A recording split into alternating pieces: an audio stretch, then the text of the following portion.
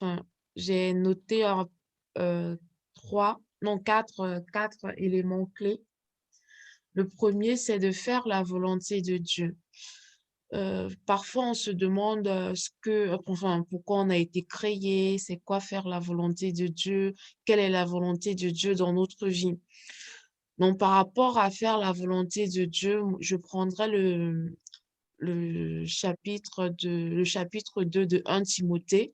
1 Timothée 2, versets, je crois, 3 et 4, qui nous parle en fait où Dieu il dit que pour faire la volonté de Dieu, enfin la volonté de Dieu, c'est pour que nous soyons sauvés. C'est que nous soyons sauvés par la connaissance de la vérité. Donc Dieu, il voudrait qu'on soit sauvés par la connaissance de cette vérité-là. Et la connaissance de la vérité, bah, c'est connaître la parole de Dieu.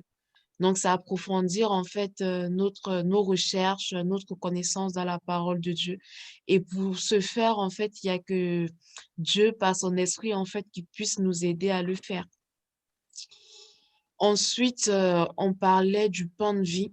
Donc, on a vu la dernière fois que le pain de vie ici, c'est pas un pain physique en fait. C'est pas un pain qu'on part comme celui qu'on part chez à la boulangerie, mais c'est un pain spirituel. Donc, c'est pour nous nourrir parce que la parole dit, l'homme ne vivra pas de pain seulement, mais de toute parole qui vient de la bouche de l'Éternel. Donc, c'est de ce pain dont il est question ici. Et ça rejoint également, je pense, le début du chapitre 6, je crois, le verset 28 ou 29, où on parle de nourriture, qu'il faut qu'on travaille pour une nourriture périssable, non périssable, pardon, au lieu d'une nourriture périssable. Et pareil, ça se rejoint dans la mesure où Jésus nous demande de travailler pour quelque chose, voilà, qui sera éternel, en fait. C'est ça, quand on parle de nourriture non périssable, c'est d'œuvrer pour le Seigneur. Comme la Bible le dit, cherchez premièrement le royaume de Dieu et sa justice, et toutes choses vous seront données par-dessus tout. Donc, Dieu, dans ce passage, en fait, il nous encourage à travailler pour que nous puissions avoir cette nourriture céleste-là et que nous puissions avoir une place de choix avec lui aussi dans son royaume. Donc, par ce passage, en fait, ça nous encourage à nous tous, à nous tourner vraiment vers Dieu en toutes circonstances, en, en tout moment, en fait, tournons-nous vers Dieu, n'ayons pas peur, en fait, que nous ne soyons pas écoutés, n'ayons pas honte, en fait, d'aller vers Dieu parce qu'il n'attend que ça. Il a les bras grands ouverts pour nous accueillir, donc il n'attend que ça. Donc, partons, travaillons pour lui parce que nous ne travaillons pas en vain. Nous travaillons vraiment pour quelque chose qui aura une récompense dans le ciel, comme Timothée le dit. Enfin, non, si, Timothée, si. Voilà. Et puis, il y a un autre point, enfin, sur lequel on a un peu débattu par rapport à la trahison de Judas. Donc, il y avait il y avait deux idées, comme quoi il y a certains qui disaient que, bon, que Jésus, il savait qu'il y avait un qui devait le trahir parmi ses disciples, mais il ne savait pas que c'était Judas. Cependant, il y a d'autres camps, en fait, qui disaient que, bah, si, en fait, Jésus savait que c'était Judas, parce que dire que Jésus ne savait pas, c'était plus comme quoi, enfin, on sait tous que Jésus est omniprésent, omnipotent, omniscient, donc il sait toutes choses, en fait. Donc, normalement, il doit savoir. Donc, il y avait un petit débat par rapport à ça, et finalement, bon, on s'est tous dit, je pense qu'on n'avait pas tranché par rapport à ça. Chacun, je pense, est resté sur son idée. Et, euh, et voilà quoi, voilà, enfin, moi, tout ce que j'ai retenu la dernière fois, voilà un peu le petit résumé que je puisse vous faire. Voilà. Amen. Amen, merci. Merci pour ce brillant résumé. Je pense que c'était de manière générale tout ce qu'on avait fait, mais on a beaucoup insisté sur quelque chose de très important, travailler pour Dieu. Ce n'est pas seulement être pasteur, être chantre, être serviteur de Dieu ou quoi, mais c'est d'être excellent dans tout ce qu'on fait et de mettre Dieu au centre dans tout ce qu'on fait. Ça veut dire que si tu es étudiant, il faut que tu sois excellent à l'école et être excellent à l'église. Pourquoi ça? Parce que ça fait en sorte que tes camarades ne vont pas insulter ton Dieu. Parce qu'ils peuvent te retrouver en train de dire, bon, tu pars à l'église chaque jour, mais tu as 2 en mathématiques, c'est pas normal. Donc, il faut que tu sois excellent dans tout ce que tu fais. Même au travail, il faudrait que tu sois un modèle. Parce qu'on commence d'abord par évangéliser avec notre comportement avant d'évangéliser avec notre parole, avec la parole de Dieu, pas notre parole. Donc, il faudrait que tu sois capable d'évangéliser une personne à travers ton comportement. En fait, notre comportement doit refléter la centralité avec Dieu. Et on avait insisté là-dessus.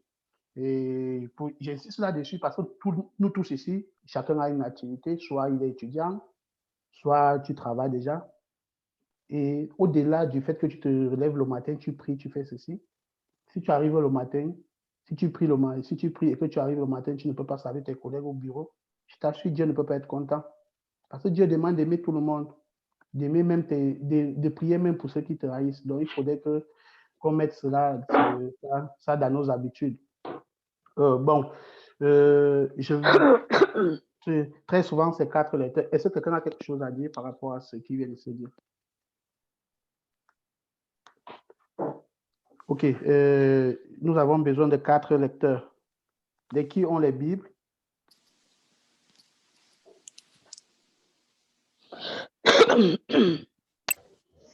Moi, j'ai ma Bible. OK, Moi, j'ai ma Pétronile. Bible aussi. Allons étape par étape, s'il vous plaît. Pétronile, parce que je note. Bon, Pétronile, premier lecteur. Jean 7, verset 10. Tu peux noter, s'il te plaît. Jean 7, verset 10 jusqu'au verset 25. Jusqu'au verset 28, autant pour moi, 28. D'accord. Lecteur 2, qui a encore la Bible? J'ai la Bible, Thérèse. Ok, Thérèse, merci. Thérèse lira de Jean 7, verset 29 à Jean 7, verset 36. Ok. C'est bon pour toi, 36. Thérèse? Oui, j'ai noté. 29 à 36. Ouais, c'est ça, merci. Et un troisième lecteur?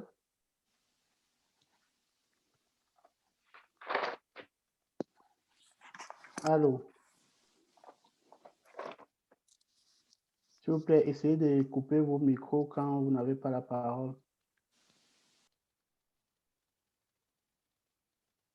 Un troisième lecteur, s'il vous plaît.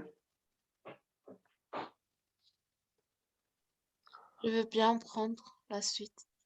Ok, Nadine lira du verset 7, chapitre 7, autant pour moi, du verset 37 au verset 52. C'est bon pour toi, Nadine? Oui. Et quatrième lecteur?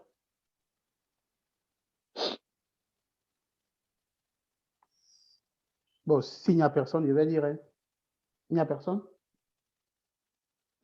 Ok, moi, je vais donner Augustin.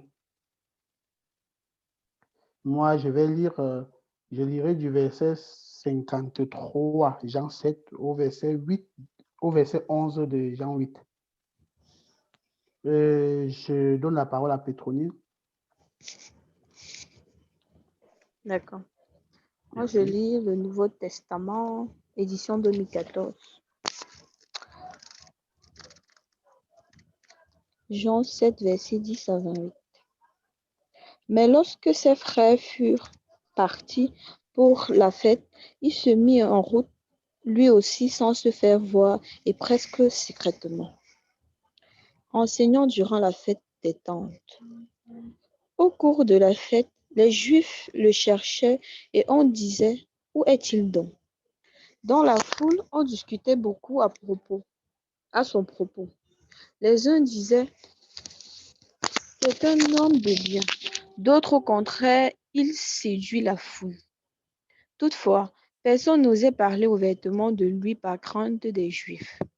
Alors qu'on était déjà au milieu de la fête, Jésus monta au temple et il se mit à enseigner. Les Juifs en étaient surpris et ils disaient: Comment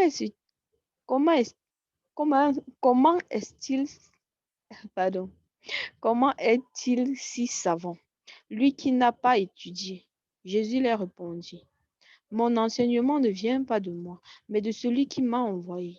Si quelqu'un veut faire la volonté de Dieu, il saura si cet enseignement vient de Dieu ou si je parle de moi-même. Qui parle de lui-même cherche sa propre gloire. Seul celui qui cherche la gloire de celui qui l'a envoyé est véridique, et il n'y a pas en lui d'imposture. N'est-ce pas Moïse qui vous a donné la loi? Or, aucun de vous n'agit selon la loi. Pourquoi cherchez-vous à me faire mourir? La foule lui répondit, tu es possédé d'un démon. Qui cherche à te faire mourir? Jésus reprit la parole et leur dit, je n'ai fait qu'une seule œuvre et tous vous êtes étonnés. Moïse vous a donné la circoncision. Encore qu'elle vienne des patriarches et non des pas de Moïse. Et vous la pratiquez le jour du sabbat. Si d'un homme reçoit la circoncision un jour de sabbat sans que la loi de Moïse ne soit violée, pourquoi vous irritez contre moi parce que j'ai guéri complètement un homme un jour de sabbat? Cessez de juger selon l'apparence, mais jugez selon ce qui est juste. Des gens de Jérusalem disaient, n'est-ce pas là celui qu'ils cherchent à faire mourir? Le voici qui parle ouvertement et ils ne lui disent rien. Nos autorités auraient-elles vraiment reconnu qu'il est bien le Christ? Cependant, celui-ci, nous savons d'où il est, tandis que lorsque viendra le Christ, nul ne saura d'où il est. Alors Jésus, qui enseignait dans le temple, proclama, vous me connaissez, vous savez d'où je suis, et pourtant, je ne suis pas venu de moi-même. Celui qui m'a envoyé est véridique, lui que vous ne connaissez pas. Amen.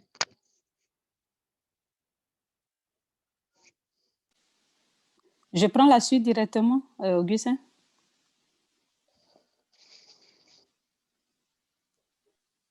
Vous m'entendez? Allô? Désolé, mon micro n'était pas activé. Oui, c'est ça, tu prends la suite directement, merci. D'accord. Moi, je le connais parce que je viens d'auprès de lui et qu'il m'a envoyé. Il cherchait alors à l'arrêter, mais personne ne mit la main sur lui parce que son heure n'était pas encore venue. Dans la foule, bien des gens crurent en lui et ils disaient, lorsque le Christ viendra, opérera-t-il plus de signes que celui-ci n'en a fait? Ce qui se chuchotait dans la foule à son sujet parvint aux oreilles des pharisiens. Les grands prêtres et les pharisiens envoyaient alors les gardes pour l'arrêter. Jésus dit, je suis encore avec vous pour un peu de temps et je vais vers celui qui m'a envoyé. Vous me chercherez et vous ne me trouverez pas, car là où je suis, vous ne pouvez pas venir. Les Juifs, dès lors, se disaient entre eux, où faut-il donc qu'il aille pour que nous ne le trouvions plus? Va-t-il rejoindre ceux qui sont dispersés parmi les Grecs? Va-t-il enseigner aux Grecs? Que signifie cette parole qu'il a dite? Vous me chercherez et vous ne me trouverez pas. Et là où je suis, vous ne pouvez pas venir. Le dernier jour de la fête, qui est aussi le plus solennel, Jésus debout se mit à proclamer, si quelqu'un a soif, qu'il vienne à moi et qu'il boive. Celui qui croit en moi, comme l'a dit l'Écriture, de son sein couleront des fleuves d'eau vive. Il désignait ainsi l'Esprit que devraient recevoir ceux qui croiraient en lui. En effet, il n'y avait pas encore d'Esprit parce que Jésus n'avait pas encore été glorifié. Amen.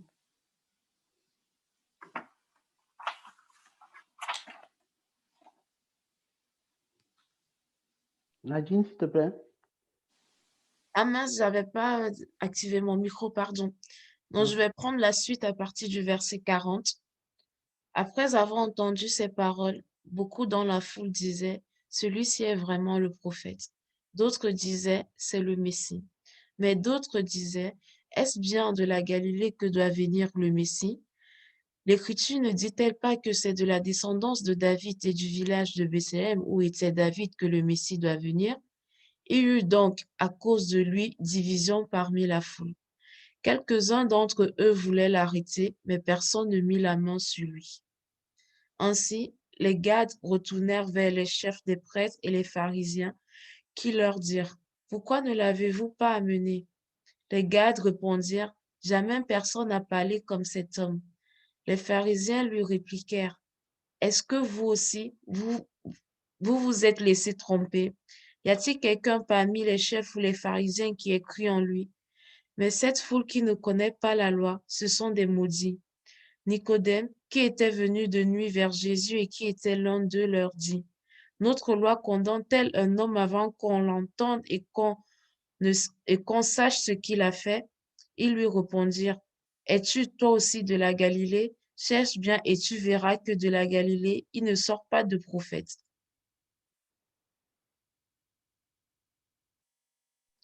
Amen.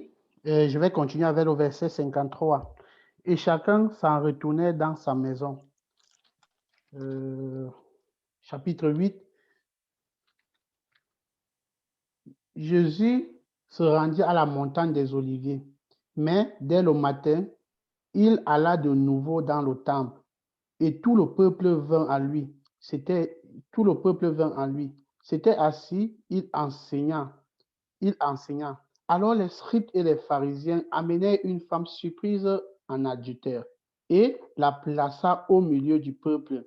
Ils disaient à Jésus, « Maître, cette femme a été surprise en faisant délit d'adultère. Moïse, dans la loi, nous a ordonné de lapider de telles femmes. Donc, toi donc, que dis-tu? » Il disait cela pour l'éprouver, afin de pouvoir l'accuser. Mais Jésus, s'étant baissé, écrivait avec le doigt sur la terre. Comme il continuait à l'interroger, il se leva et lui dit, « Que celui de vous qui est sans péché jette le premier la pierre contre elle. » Et s'étant de nouveau baissé, il écrivait sur la terre. Quand ils entendirent cela, accusés par leur conscience, ils se retiraient les uns, un à un, depuis le plus âgé jusqu'au dernier. Et Jésus resta seul avec la femme qui était là au milieu. Alors, s'étant relevé, il ne voya plus que la femme. Jésus lui dit, « Femme, où sont ceux qui t'accusaient? Personne ne t'a-t-il condamné? » Elle répondit, « Non, Seigneur. » Et Jésus lui dit, « Je te pardonne non plus, je ne te condamne pas non plus, va et ne pêche plus. » Amen. Amen. Oh, très touchant. Bon, nous allons passer à la deuxième étape. Et chacun va, bon, celui qui va bien vouloir prendre la parole va dire ce qu'elle a retenu, ou celui ou celle, autant pour moi, va dire ce qu'il ou elle aura retenu et ce qu'il ou elle aimerait vraiment partager avec nous. Et comme ça va nous permettre aussi d'être enseignés. Et je pense qu'il faut aussi prendre des notes pour celui qui va faire le résumé la prochaine fois. Donc, je donne la parole à qui veut bien la prendre.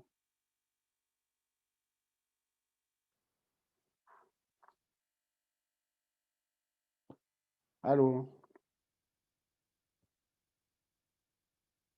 Vous êtes là?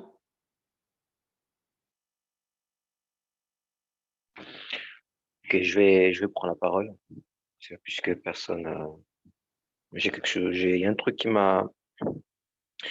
Il y a un truc enfin, il y a un détail qui a attiré mon attention au chapitre 7, à partir du du verset 16 au verset, je dirais même au verset 20, quand le Seigneur a parlé de sa doctrine, enfin, ou du moins de son enseignement, selon les versions. Dans ma version, Martin, on a parlé de doctrine, mais j'imagine que dans d'autres versions, dans les vôtres, on parle d'enseignement. Pourquoi est-ce que j'en parle? C'est parce que nous sommes devenus chrétiens à cause de l'enseignement que nous avons reçu, à cause de la doctrine de l'évangile. Bien souvent, nous entendons parler évangile, mais c'est l'évangile C'est par l'évangile du moins que nous sommes sauvés. Et cet évangile, c'est en réalité l'enseignement de Jésus-Christ. Et notre fermeté dans notre marche chrétienne dépendra de notre attachement à cet enseignement, à cet évangile, à la doctrine du Seigneur Jésus-Christ, au sérieux qu'on humain, parce que la Bible dit dans le Saint-Esprit, hein, dit dans l'épître de Jacques, je ne sais plus quel chapitre, il dit que Dieu a planté sa parole en nous. Et donc, c'est comme si Dieu avait fait fleurir le Christ dans nos cœurs et nous devons en fait en prendre soin. En réalité, le Christ n'est pas venu sur terre pour faire de nous des millionnaires ou des milliardaires, mais il est venu pour nous donner un trésor inégalable. Ce trésor, c'est l'évangile. Nous avons tendance à banaliser ou du moins à sous-estimer la portée de ce mot, l'évangile, l'enseignement de Jésus-Christ. À quel niveau connaissons-nous cet enseignement? Sommes-nous prêts à l'exposer de façon claire, sans complication, avec la sagesse de l'esprit à ceux qui n'ont pas encore entendu? Parce que la parole de Dieu dit que l'évangile, en fait, reflète la gloire de Jésus-Christ. C'est-à-dire qu'il y a dans l'évangile, dans l'enseignement de Jésus-Christ, on peut voir à travers l'évangile la gloire de Jésus-Christ. Pas besoin d'avoir une vision. Oh, j'ai vu Jésus en vision, il était comme ça, il était comme... C'est bien si ça arrive, hein. Je ne dis pas que c'est mal d'avoir des visions. Mais en réalité, le premier endroit, ou du moins la première chose palpable par laquelle nous pouvons rentrer en contact avec la gloire de Jésus-Christ, c'est l'évangile. Et en quoi consiste cet évangile? En quoi consiste la doctrine de Jésus-Christ? La Bible dit que la doctrine de Jésus consiste à porter les fardeaux des uns des autres. J'ai aimé quand le frère a dit au début que nous devons prier les uns pour les autres. En réalité, c'est un principe grand de l'évangile de Jésus-Christ, de l'enseignement de Jésus, porter les fardeaux des autres. Et une des manières de porter les fardeaux, c'est la prière. Je voulais vraiment rappeler cela parce que c'est quelque chose qui a attiré mon attention. Et n'oublions pas que, en réalité, nous sommes sauvés en esprit par la foi. C'est parce que Dieu a allumé un feu en nous. Et il a allumé ce feu par l'évangile. Il a fait lever la lumière dans nos cœurs, dit 2 Corinthiens chapitre 4, si je ne me trompe pas. 2 Corinthiens chapitre 4, versets 4 à 6. La Bible dit que Dieu, comme il a dit au commencement que la lumière soit, il a fait de même dans nos cœurs, il a dit, et il a fait lever la lumière dans nos cœurs pour faire resplendir la gloire, la connaissance de la gloire de Dieu sur la face de Christ. Et en fait, la connaissance de la gloire de Dieu est dans l'évangile de Jésus, est dans l'enseignement de Jésus. Attachons-nous vraiment à cet évangile. Nous avons tendance à nous attarder sur les dons spirituels. Enfin, ça en fait partie, hein, ça en fait partie des dons de l'esprit. Mais en réalité, la première chose que Dieu voudrait, c'est que nous sachions en quoi consiste l'évangile. Paul a dit, je vous ai donné du lait, vous n'êtes pas capable de prendre la viande solide. L'évangile, ce n'est pas que du lait, c'est-à-dire, on parle beaucoup parmi nous, même nous tous à certains degrés divers, nous avons souvent par le passé, nous sommes limités aux rudiments de l'évangile. Apprenons à aller en profondeur, à connaître Dieu parfaitement. C'est la volonté de Dieu que nous le connaissions parfaitement. Et nous le connaissons par l'évangile. Voilà ce que je voulais vous dire par rapport à cela. Amen. Amen. Merci. Je pense que on dirait que tu as anticipé sur moi là. De gloire à Dieu. Ok. C'est la preuve que c'est le même esprit qui nous... Amen, amen, gloire à Dieu. Est-ce que quelqu'un a d'autres questions ou aimerait partager quelque chose? Nadine, tu es là? Oui, oui, je suis là. Thérèse, tu es là? Oui, je suis là. De temps en temps, je vous réveille. Hein, attention, moi, je suis... Mais non, tu es là. Ok. Dites-moi alors, qu'est-ce que vous a marqué? Ou dites-nous.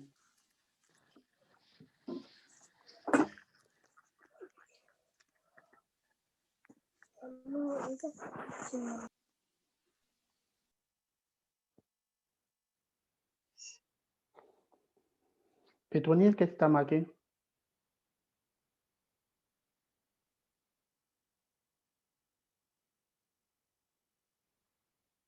Emma, si tu as quelque chose à dire, comme tu ne peux pas parler, s'il te plaît, tu écris dans la conversation et moi, nous, on va se charger de lire. Si tu m'écoutes.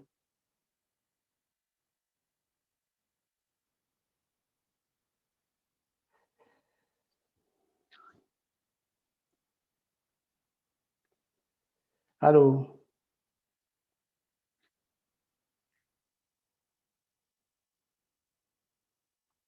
Du coup, vous êtes bouche bée là. Ça va? Oui.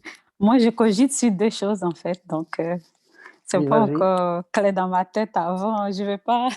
On va clarifier. Dieu va nous aider à clarifier. C'est pour ça qu'on est là.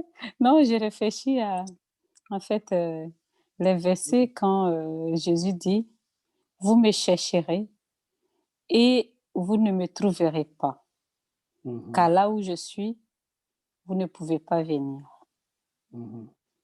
Il a dit qu'il était avec eux seulement pour peu de temps encore et que par la suite, ils allaient le chercher, qu'ils n'allaient pas le trouver et que là où il est, là où je suis, vous ne pouvez pas venir. C'est vous ne pouvez pas venir. Alors Ok. que normalement, on sait que, je ne sais pas, ce à quoi je réfléchissais, c'est que c'est vrai qu'il savait, lui, qu'il allait mourir sur la croix et après qu'il allait être à la droite de son Père. Mais normalement, si on meurt et que on est censé, en tant qu'enfant de Dieu, être héritier de ce royaume aussi, donc d'aller où il est. Donc, je ne sais pas, j'étais en train de cogiter à ça. Et puis, l'autre partie aussi qui m'interpelle, c'est la femme adultère, qui est en fait, là, c'est l'adultère qui est relevé, mais le fait est que c'est nous tous, nos péchés, quand on n'arrive pas à chaque fois qu'on doit prendre une décision ou poser un acte, à se poser la question, à savoir si Christ était à ma place, qu'aurait-il fait? Est-ce qu'on fait toujours ça? Non. On condamne parfois pas facilement. On a parfois des réactions qui, comme tu l'avais dit au début, hein, ça ne fait pas envie forcément à ceux qui n'y... Parce qu'on est dans une société où il y a beaucoup de personnes qui ne croient pas en Dieu. Donc nous, à travers notre vie, en fait, ça devrait donner envie à ces personnes-là qui ne croient pas en Dieu, en fait. Donc, je cogitais sur ces deux éléments, en fait. Donc, d'un côté, je n'avais pas encore trouvé la réponse et de l'autre côté, là, je sais clairement, en fait, à quoi ce texte fait allusion et ce que ça vient nous rappeler, en fait. Ok. Déjà, merci pour ton intervention.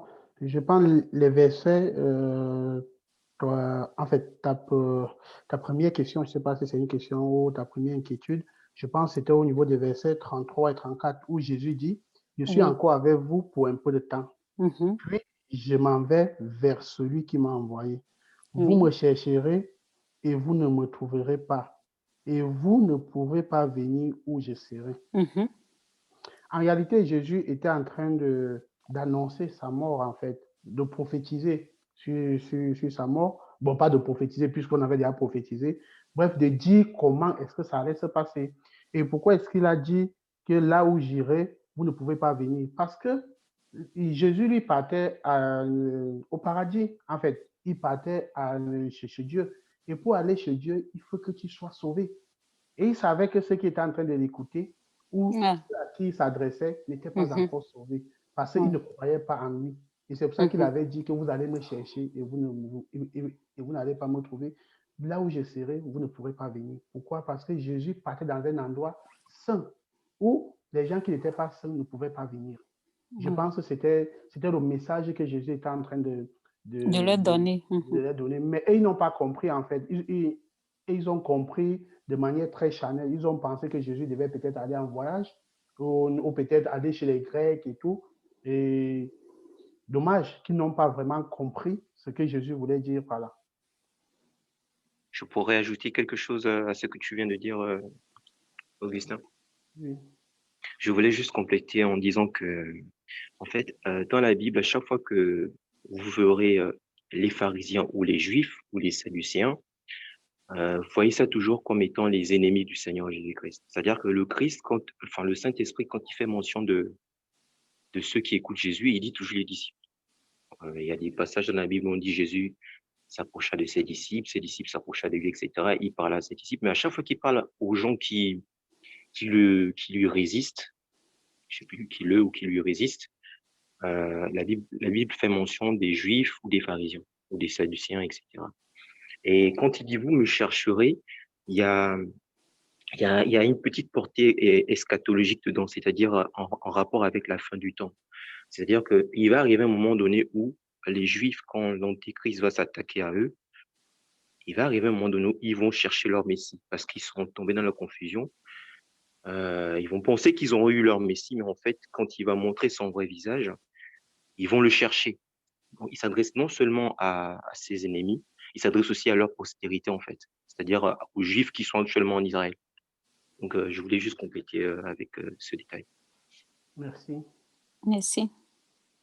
Ok, et le deuxième volet de ta question, c'était au niveau de la femme adultère. Je pense qu'on va arriver Non, là, là-dessus. c'était pas une question. Là, comme je le disais, c'était clair pour moi que Ok. ça vient lever, voilà, Ok. en fait, la question sur le fait que parfois, on n'a pas forcément on pose pas forcément les actes des enfants de Dieu pour faire envie à ceux qui ne croient pas. Et puis, par notre vie est un témoignage qui les emmènerait aussi à suivre le même chemin que nous, en fait.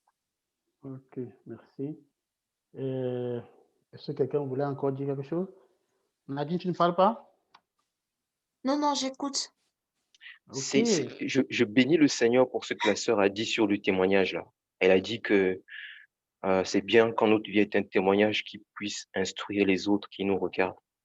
Mhm. J'aimerais lire un passage qu'on a déjà lu ici, mais on va encore le relire. C'est dans 1 Jean. C'est vraiment très important, c'est le témoignage dans la vie d'un chrétien. Je cherche juste le passage rapidement. Ok. Je crois que c'est dans 1 Jean. 1 Jean. Soyez le sel et la lumière de la terre, c'est ça? Non, ça c'est dans Matthieu. 1 Jean. Ah oui, j'ai trouvé. C'est 1 Jean chapitre 5. Mm. 1 Jean chapitre 5 verset 9. La Bible dit ceci. Si nous recevons le témoignage des hommes, le témoignage de Dieu est plus grand. Car le témoignage de Dieu consiste en ce qu'il a rendu témoignage à son Fils. Verset 10. Celui qui croit au Fils de Dieu a ce témoignage en lui-même. Celui qui ne croit pas, Dieu le fait menteur, puisqu'il ne croit pas au témoignage que Dieu a rendu à son Fils. Verset 11. Et c'est là où je voulais en arriver. Et voici ce témoignage, c'est que Dieu nous a donné la vie éternelle et que cette vie est dans son Fils. Je voulais juste bénir le Seigneur pour ce que tu as dit, parce que j'ai pensé la même chose en moi par rapport au témoignage. Pourquoi? Parce que ce témoignage qu'on a reçu de Dieu, nous devons aussi le montrer autour de nous. Nous devons vivre ce témoignage. Parce que la Bible dit que, c'est Paul qui dit aux Corinthiens, il dit, nous sommes une lettre de Christ, écrite avec le doigt de Dieu. Et nous sommes en quelque sorte les flambeaux qui brillons au milieu d'une génération perverse et corrompue. Donc, c'est très important en tant que chrétien d'avoir un bon témoignage en brillant par notre lumière, par la vérité à laquelle nous nous attachons. Parce que le témoignage de Dieu consiste au témoignage qu'il a rendu à son Fils Jésus, qui est la vérité. Attachons-nous à la vérité pour avoir un bon témoignage par rapport à ceux qui nous entourent. Des fois, nous n'avons même pas besoin de prêcher l'évangile pour que les gens soient convertis. Il suffit juste que les gens regardent comment nous vivons. Amen. Il suffit seulement. Parce que Paul, quand il parle aux Galates, il dit, quand il parle des deux femmes, la nouvelle alliance et l'ancienne alliance, il dit, il y a là une allégorie. Il parle d'une allégorie. En réalité, nous-mêmes, nous sommes des allégories, puisque nous sommes une lettre de Christ. La Bible dit que nous sommes une lettre de Christ. Si nous sommes une lettre de Christ, les lettres que nous sommes, des lettres vivantes, nous devons parler aux gens par nos façons de penser, par nos façons de parler, par nos façons d'agir.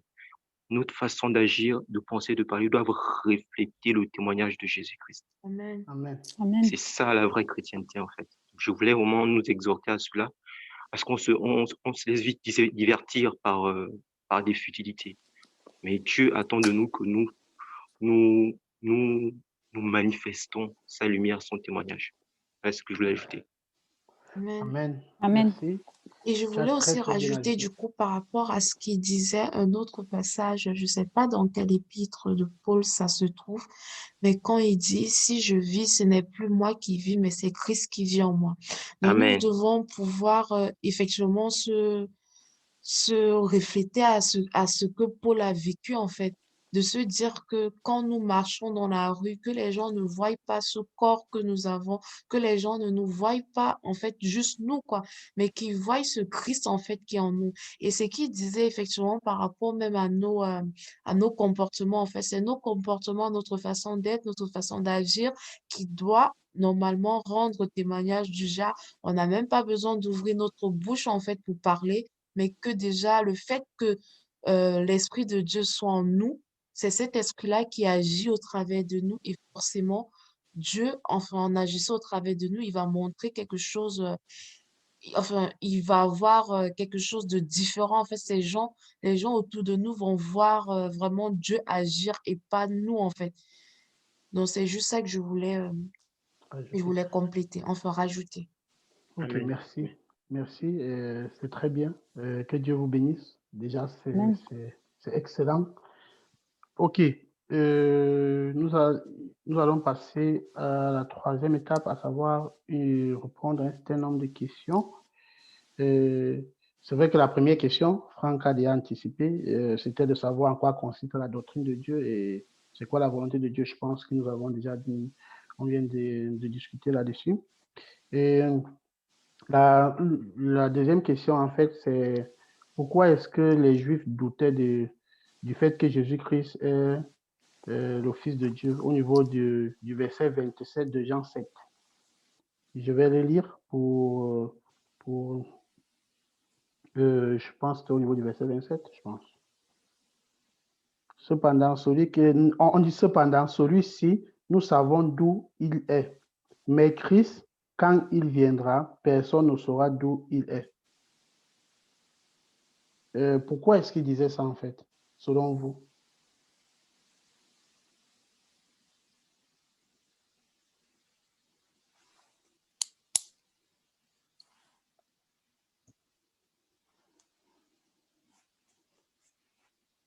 Bon, je vais réagir. En Mm. fait, il faut déjà comprendre le contexte dans lequel tout ceci se déroule. On est en Israël, on est, on est à l'époque de la domination romaine et Jésus-Christ, à cette époque-là, quand il arrive, les Juifs sont dans une espérance, dans l'attente d'un Messie guerrier. C'est-à-dire, ils veulent avoir un libérateur tel ils en étaient habitués avec les juges, avec David, etc. C'est ce qu'ils avaient toujours connu. Mais comme le Seigneur Jésus-Christ avait dit dans Matthieu chapitre 12, dans Matthieu chapitre 22, verset 29, je pense, il avait dit, vous êtes dans l'erreur parce que vous ne connaissez ni les Écritures ni la puissance de Dieu. Les Juifs avaient vu quelqu'un qui s'appelle Jésus de Nazareth être élevé par Joseph, le charpentier. Comme ils ne comprennent pas la puissance de Dieu, c'était déjà une première confusion pour eux. D'ailleurs, c'est Jésus qui dira, un prophète n'est jamais honoré dans sa propre patrie. Et d'ailleurs, c'est même Paul qui va développer ce principe dans les Romains quand il dit que les Juifs ont été endurcis pour que les païens puissent rentrer. En général, on est beaucoup plus écouté par des personnes qui ne sont pas de la même maison et de la même partie que nous, que par ceux qui sont en fait à l'extérieur. Donc ça, c'est le premier élément qui pourrait expliquer pourquoi ces gens ne croyaient pas que Jésus était le Christ. Le deuxième point, c'est que Jésus-Christ était venu apporter une contradiction énorme, c'est-à-dire que la loi qui avait été donnée aux Juifs, qui est en fait le ministère de la condamnation, puisque la Bible dit que la loi produit la colère, et Moïse était en fait détenteur d'un ministère de condamnation. Le Christ est venu tout chambouler et il apporte une doctrine basée sur la grâce et la vérité. D'ailleurs, c'est Jean qui dit au début, la grâce a été donnée, la loi a été donnée par Moïse et Jésus est venu avec la grâce et la vérité. Et donc, ils étaient vraiment, ils étaient dans une sorte de confusion. Et on sait tous que là où il y a la confusion, il n'y a pas de foi en fait. parce que le Christ est venu chambouler leurs attentes, toutes les traditions qu'ils avaient développées, etc. D'ailleurs, la petite parenthèse, il faut vraiment éviter les traditions, éviter la religiosité parce que ça tue la connaissance de Jésus en nous. Oh, je suis Il faut, d'accord. Amen. faut vraiment faire Amen. attention à cela. C'est pour ça que la dernière fois, je ne sais pas quand, je disais que, d'ailleurs, on l'avait tous dit, hein, avec Augustin, les autres frères et sœurs, on avait dit que toute organisation qui commence à mettre en place la légalité et des principes de commandement humain détruit la connaissance de Jésus et éloigne le Christ. Donc, c'était juste la parenthèse. Et donc, les Juifs étaient dans ce contexte-là, ce qui fait qu'ils étaient dans la confusion totale. Dans la confusion totale. Donc, voilà ce que je voulais, je voulais ajouter cela avant. Je vais laisser la parole à quelqu'un d'autre et je vais réagir plus tard encore si Dieu le permet. Amen. Est-ce qu'il y a quelqu'un?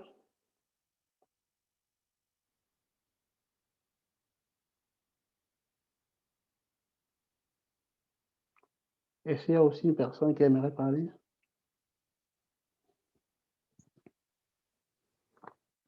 Non, pas moi en tout cas, non. Ok. Je pense que Franck a très bien parlé. C'était presque les mêmes réponses que j'avais prévues. En fait, les Juifs doutaient de ça juste pour ça, parce qu'ils connaissaient les parents de Jésus. Et en plus, il y avait aussi un problème au niveau du lieu de naissance de Jésus, en fait, puisque ce que la prophétie avait annoncé, en fait, ça s'était réalisé, mais comme pour ceux qui, en fait, quand vous lisez la Bible, vous allez vous en rendre compte que même Nathanaël, quand on lui dit qu'un sauveur nous est né, il dit que peut-il sortir de telle ville quelque chose de bien. En réalité, il avait raison, mais ce n'était pas là-bas que Jésus-Christ était né, mais vu Jésus-Christ avait été déplacé parce qu'il y avait une menace qui pesait contre lui. Donc, il y avait un problème au niveau de son lieu de naissance qui faisait en sorte que les Juifs ne croyaient même pas. Et aussi au niveau du fait qu'ils voyaient Jésus comme un humain, en fait, parce que Jésus pouvait ressentir c'est-à-dire la même compassion. Ils voyaient Jésus-Christ manger avec les pécheurs. Ils voyaient Jésus-Christ prier. Ils voyaient Jésus-Christ marcher et tout. Donc, ils s'attendaient à un Messie, quelqu'un qui sera un Dieu, en fait, c'est-à-dire quelqu'un qui ne va rien faire sur terre. Et aussi le fait qu'ils s'attendaient à ce que Jésus-Christ devait venir continuer ce que Moïse avait déjà établi. Or, Jésus-Christ était venu tout changer. Et par conséquent, il ne pouvait plus, en fait. C'est pour ça qu'ils doutaient. Et dans leur tête, ils se disaient que bon, il y a quelqu'un d'autre qui va venir parce que l'autre aussi n'est pas le bon. Je ne sais pas s'il y a une autre réponse. OK. Nous allons passer au niveau de la question 3. On dit quelle promesse Jésus-Christ fait à ceux qui croient en lui?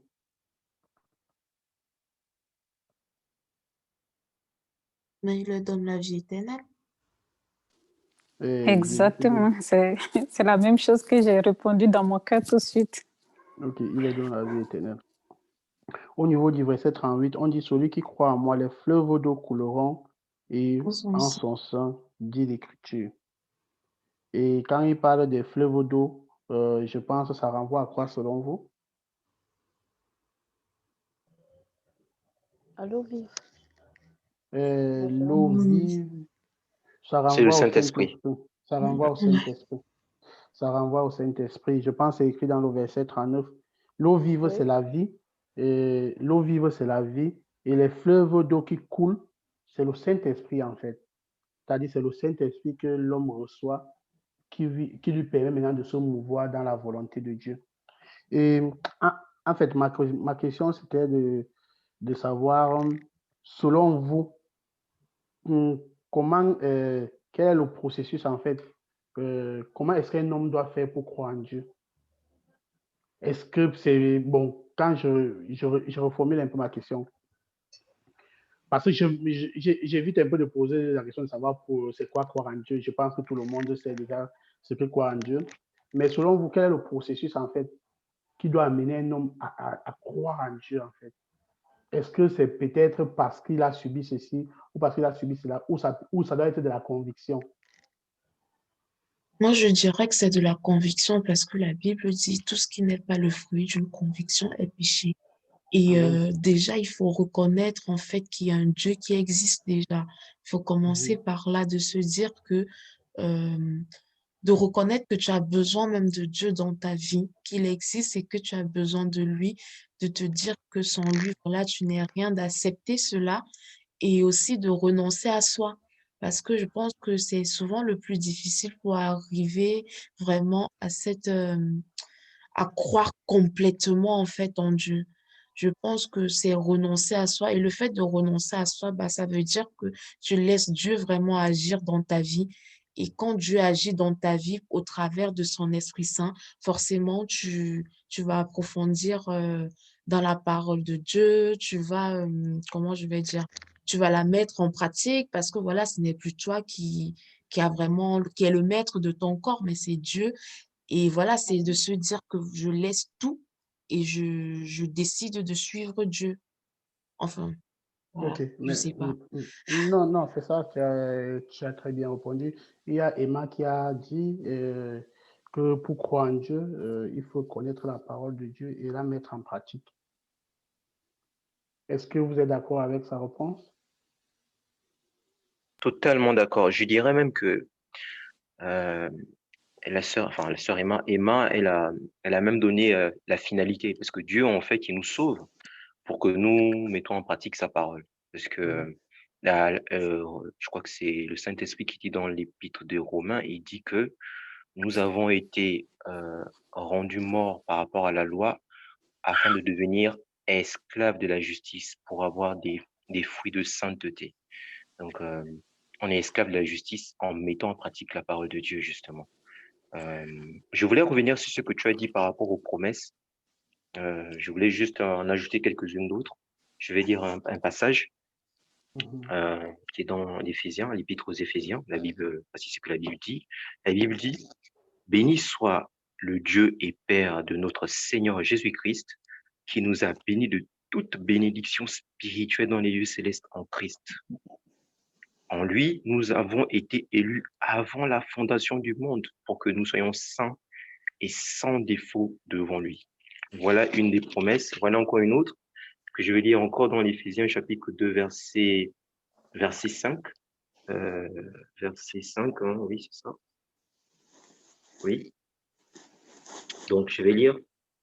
Nous qui étions morts par nos fautes, il nous a rendus à la vie avec le Christ. C'est par grâce que vous êtes sauvés. Verset 6.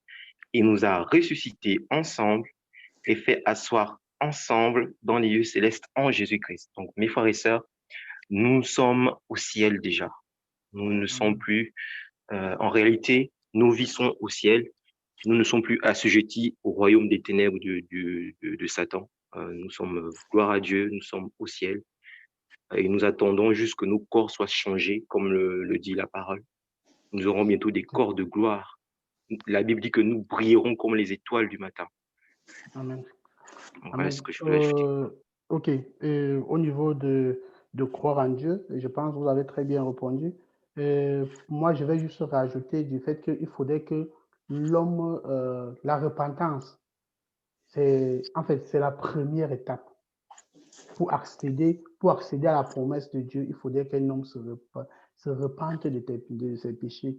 C'est pour ça que c'est pour ça que Jean-Baptiste pouvait dire que repentez-vous, il est de venir vous baptiser.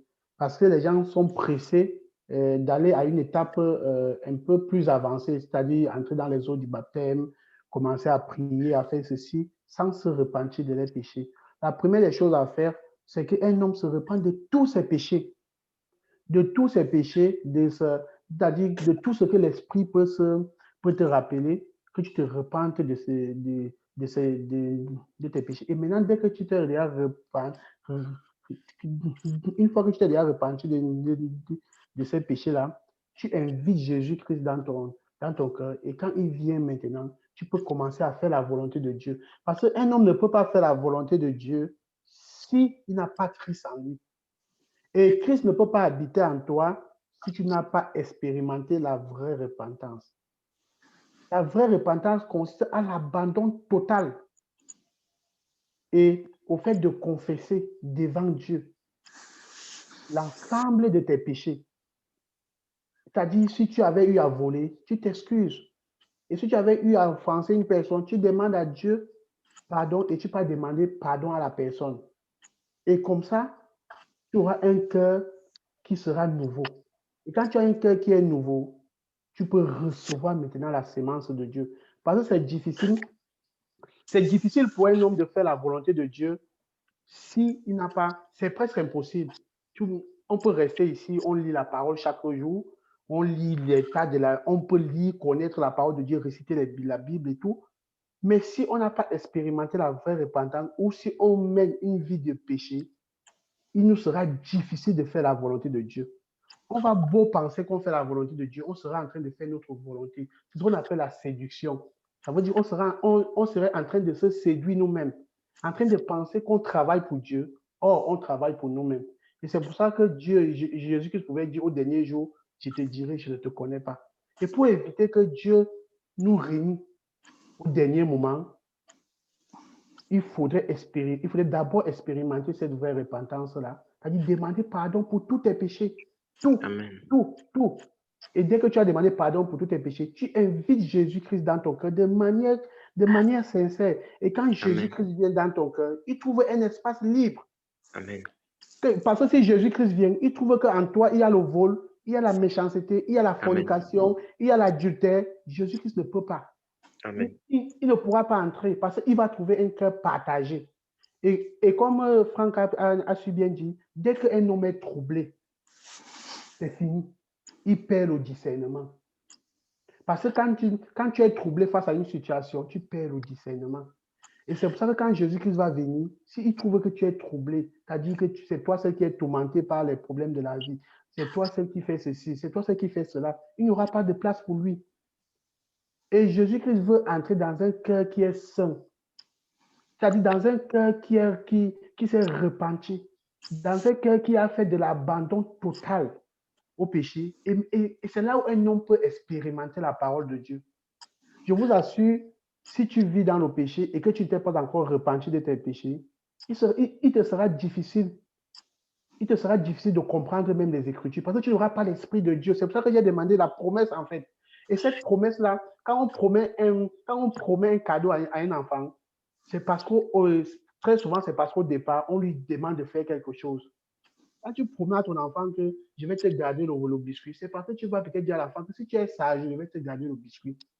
Mais beaucoup de gens courent pour accéder à la promesse sans voir la condition pour accéder à cette promesse. Et la condition pour accéder à cette promesse-là, c'est d'accepter Jésus-Christ. Et pour accepter Jésus-Christ, il faudrait que tu te repentes de tes péchés. Même avant de se baptiser, on avait partagé sur ça.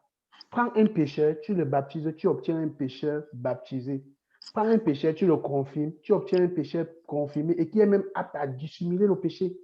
Et qui est même apte à pécher du genre, à tromper même tout le monde, à pécher même en utilisant même la Bible. Pourquoi? Parce qu'au départ, il y a eu de la fausseté. Il y a eu de l'erreur au niveau de la repentance.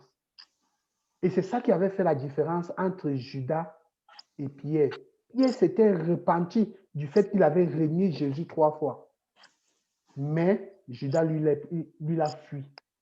Il a fui la repentance. Et peut-être moi, je me dis, si Judas s'était repenti, Jésus-Christ l'aurait pardonné. Parce que Jésus-Christ a pardonné à Pierre. Parce que Pierre avait regretté le mal, la trahison qu'il avait fait à Jésus. Donc, en fait, c'est ça. Donc, il faudrait qu'on se repente d'abord de nos péchés.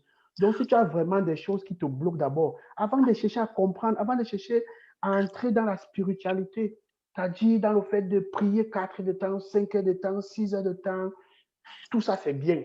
Mais règle d'abord le problème du péché avec Dieu. Parce que Dieu a horreur du péché. Et le péché dénature l'homme. Le péché te rend nu devant Dieu. En fait, ça te fait prendre conscience de ta nudité devant Dieu. Par exemple, Adam. Adam vivait nu pendant je sais pas combien de temps, mais il ne savait pas qu'il était nu.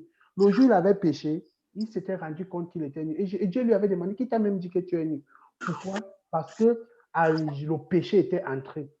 Et dans ce genre de conditions, il est difficile de faire la volonté de Dieu. Donc vraiment, je nous supplie de régler, que chacun règle ce problème. Donc si tu as peut-être des péchés que tu n'as pas eu à confesser, confesse-les de manière concrète. Ne cherche pas à aller confesser devant un prêtre ou un quoi. Entre dans ta chambre. Jésus-Christ qui est dans le secret. Jésus-Christ qui était dans le secret le jour où tu péchais sera aussi dans le secret. Tu dois être aussi dans le secret le jour où tu es en train de confesser. Le jour où tu es en train de regretter. Le jour où tu es en train de restituer. Le jour où tu es en train de demander pardon. Donc, c'est vraiment ce que j'aimerais dire là-dessus. Augustin, Oui, ça va? oui, ça va très bien. Est-ce que tout le monde va bien? Je vous salue dans la paix du Christ. Amen. Salut Franck. Bonsoir Hervé. Ça Comment va? tu vas? Ça va, ça va. Augustin, tu me permets de parler un peu? Vas-y, vas-y. Tu vois, quand tu posais ta question, tu disais que tu ne veux pas demander que c'est quoi croire. Tu vois, pendant que tu étais en train de parler, je m'étais en train de me dire que, en principe, on devrait d'abord se poser la question de savoir pourquoi est-ce qu'un homme devrait croire? Pourquoi est-ce que tu dois recevoir Christ? Pourquoi? Pourquoi est-ce qu'il faut que tu reçoives Christ?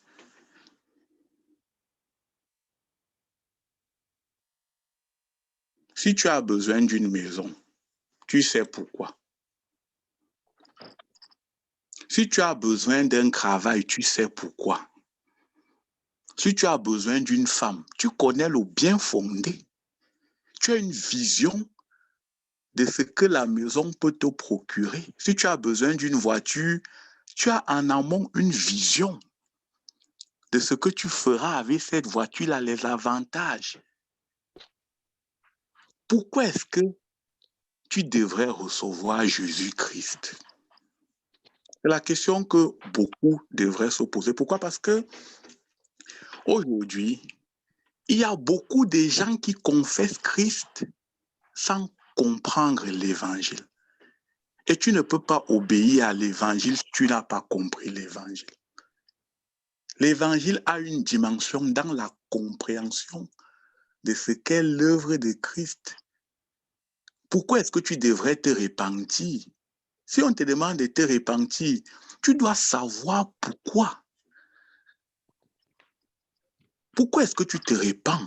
Tu te repens de quoi?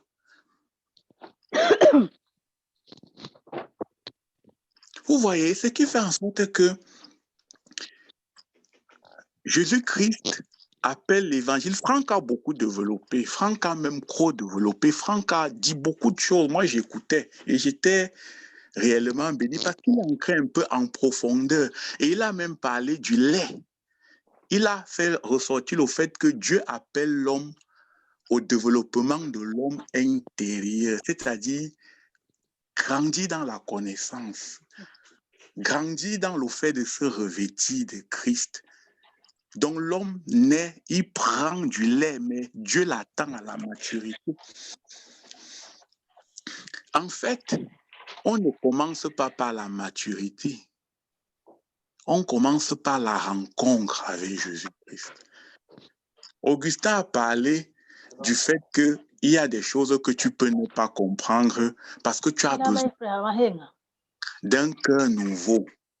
Tu vois, tu as besoin de rencontrer Jésus. Pourquoi? Parce que Franck a lu un chapitre, il a lu un verset où il a parlé que Dieu, la réalité de la vie éternelle, Dieu nous a donné la vie éternelle.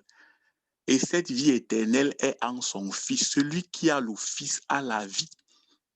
Donc tu vois, tu dois avoir le Fils. Franck a dit que Jésus-Christ a été planté dans le cœur. La parole est plantée dans le cœur. Mais lorsqu'un homme naît, le problème de l'homme, c'est au niveau de sa naissance. Vous voyez, lorsqu'un homme naît, l'homme naît d'un père et d'une mère.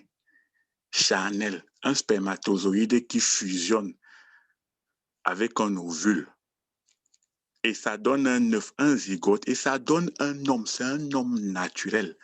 Quand tu prends un enfant qui est né, cet enfant naît avec un problème sérieux.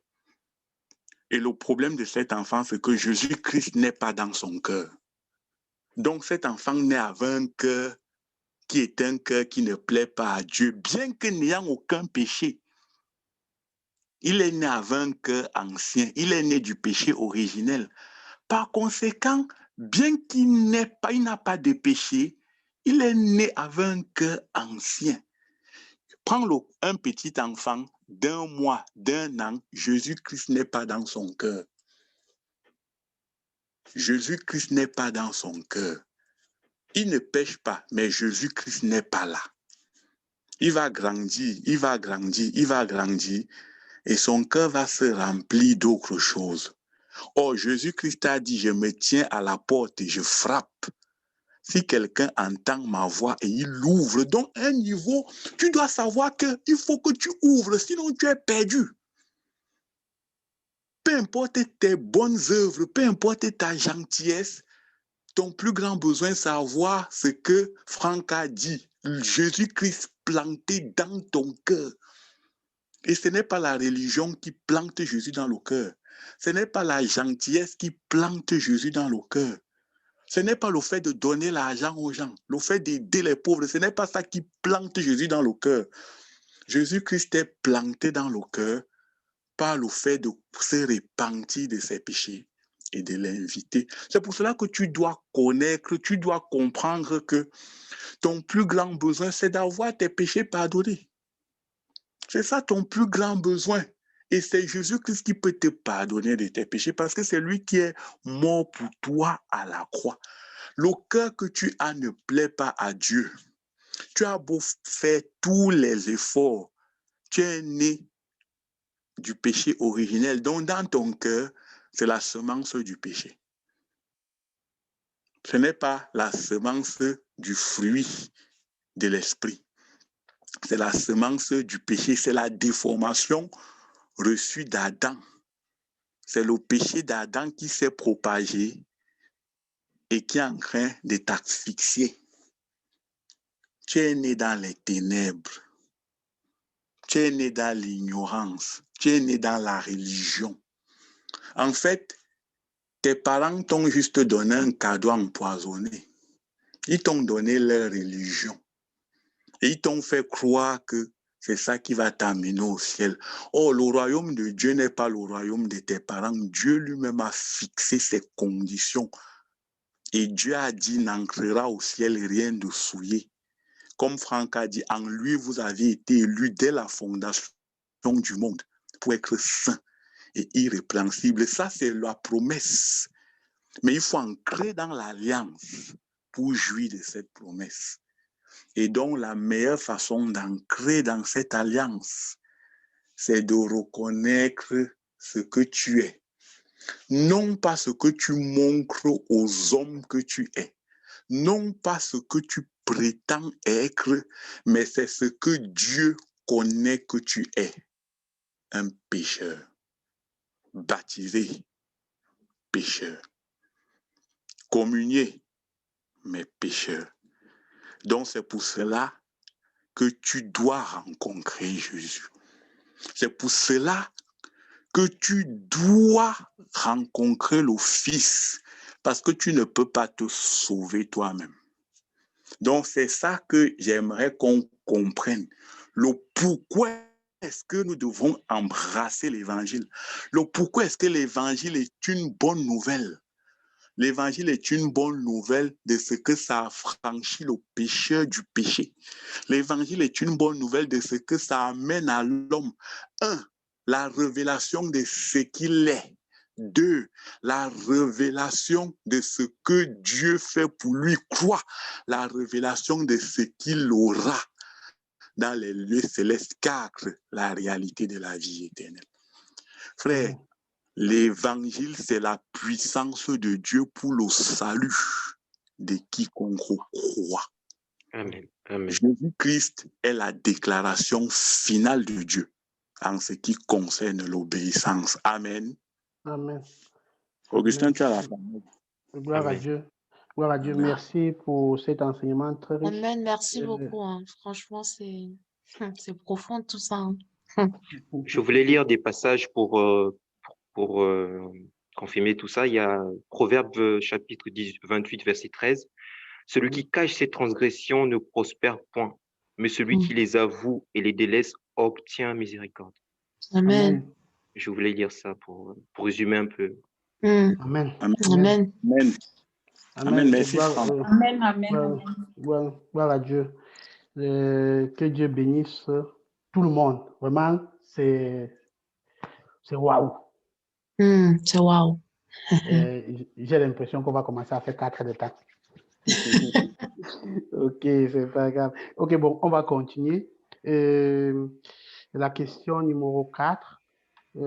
À votre avis, lorsque on a présenté la femme adultère à Jésus-Christ, qu'est-ce que Jésus écrivait au sol? Mm. Je peux lire, hein, si vous voulez. C'est écrit dans la Bible.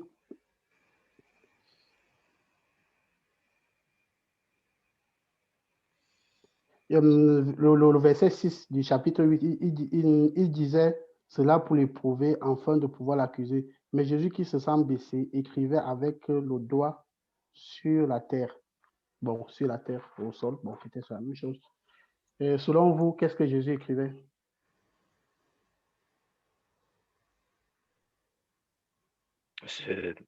Selon moi, que Dieu me pardonne si je me trompe, je pense qu'il énumérait les 10 commandements.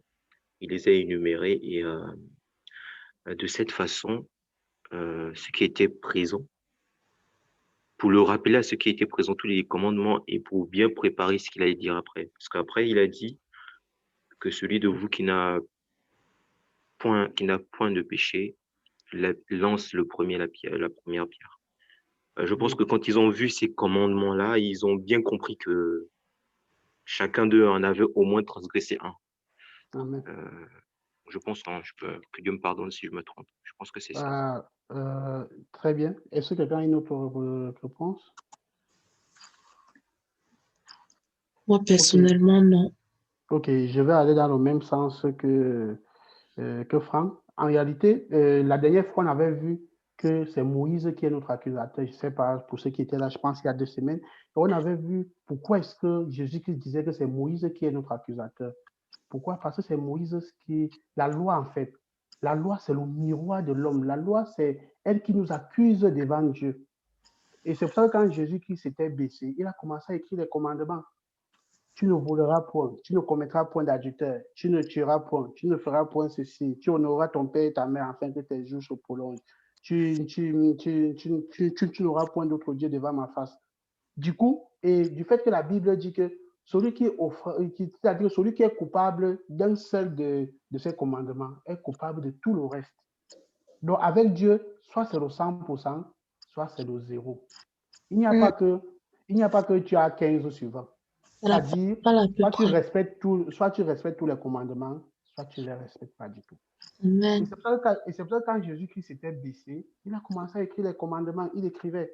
Quand chacun venait, tu lis ton premier commandement, tu ne voleras point. Tu sais que tu ne voles pas. Mais quand tu arrives au niveau, tu ne tueras point. Tu dis que non, j'ai tué. Parce que la Bible dit que celui qui est son frère est meurtrier. Ce n'est pas forcément celui qui prend l'arme qui tue, qui est meurtrier. Le simple fait de haïr son frère fait de toi déjà un meurtrier. Et du coup, quand chacun venait, il se faisait accuser par sa propre conscience. C'est-à-dire la loi le condamnait. La loi l'accusait. La loi lui montrait ce qu'il est vraiment, ce qu'on appelle le miroir. Quand tu te places devant un miroir, le miroir te montre qui tu es vraiment. Ça veut dire que si tu as même une petite tache au niveau de ton visage, d'ailleurs même les femmes peuvent nous expliquer comment ça se passe. Tu vois, quand une femme se maquille, elle se place devant un miroir. Pourquoi? Parce qu'elle veut, elle veut avoir un reflet parfait de elle en fait. Et c'est comme ça en fait la loi. C'est pour ça que quand Jésus qui s'était courbé, il a commencé à écrire la loi. Quand tout le monde venait. Et pourquoi? Et moi, ce qui m'avait aussi intrigué ici, c'est parce qu'on avait commencé par les plus vieux. Parce que plus un homme grandit, plus il devient expert en péché. Et c'était pour ça qu'on avait commencé par les plus vieux. Parce que plus un homme grandit, plus il devient expert en dissimulation de péché. Du genre, tu ne peux pas savoir qui pêche. Et seule la loi, et seule sa conscience pouvait vraiment, en réalité, dire quels sont ces péchés qu'il dissimule. Et c'est pour ça que la Bible dit qu'il commençait du plus vieux au plus jeune. Pourquoi? Parce que plus on grandit. C'est pour ça que c'est bien de croire quand on est jeune. Comme nous sommes tous là, nous sommes pour la plupart des jeunes. C'est le moment de croire. Parce qu'au moins, on n'a pas une charge pécheresse grande. Parce que plus on va grandir, plus on va devenir des experts en péché. Et quand on devient un expert, vous voyez, quand un bandit devient un expert, même les policiers pour l'attraper, ils prennent 5 ans, 10 ans. Parce qu'il est fort dans la dissimulation des preuves. Par rapport à un enfant, quand un enfant vole un bonbon, quand un enfant vole même le lait, parfois même les traces de lait tombent au sol, tac, tac, tac, tac. Tu connais que c'est lui qui a volé. Mais quand une grande personne vole le lait, si ça tombe au sol, il prend la peine de nettoyer. Il va prendre la peine de nettoyer et c'est comme ça qu'il va dissimuler son péché. Et maintenant, ce qui va amener cette dissimulation à la lumière, c'est la loi, notre accusateur. Quand elle va nous accuser devant Dieu, quand on va se placer devant le miroir qui est les 10 commandements. Donc, quand tu te lèves le matin, ton miroir doit être les 10 commandements. Et toi-même, tu dois savoir que est-ce que les 10 commandements-là, je les respecte. Et si je ne les respecte pas, qu'est-ce que je dois faire? C'est ce qu'on va voir dans la suite.